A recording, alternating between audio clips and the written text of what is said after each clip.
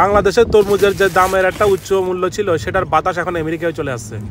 এখন অবশ্য বাংলাদেশের তরমুজের দাম কন্ট্রোলে আসছে, কিন্তু আমেরিকায় বেড়ে গেছে আবার তরমুজের দাম।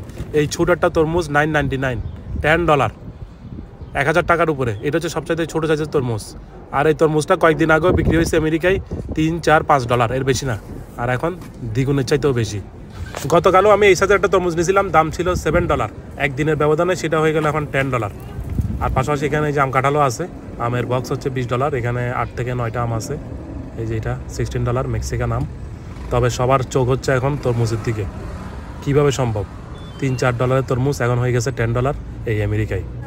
পাশাপাশি এই যে এখানে বড় সাইজের যে তরমুজগুলো আছে এগুলোকে এখন স্লাইস করে বিক্রি করা হচ্ছে। এটার দামও কিন্তু সেরকম 1.69, অলমোস্ট $2 কাছাকাছি।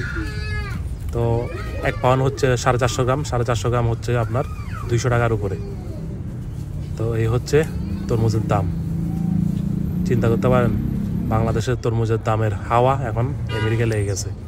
এই যে বড় সাইজের তরমুজ, এগুলোর দাম হচ্ছে $1.69 পাউন্ড। তো এগুলো যদি ওজন করি $25 থেকে $30 কম হবে না। এই একটা তরমুজ প্রায় 2,500 থেকে 3,000 টাকা বাংলাদেশি টাকায়। সবাই শেয়ার করে দেন বেশি করে। আজ এ পর্যন্ত।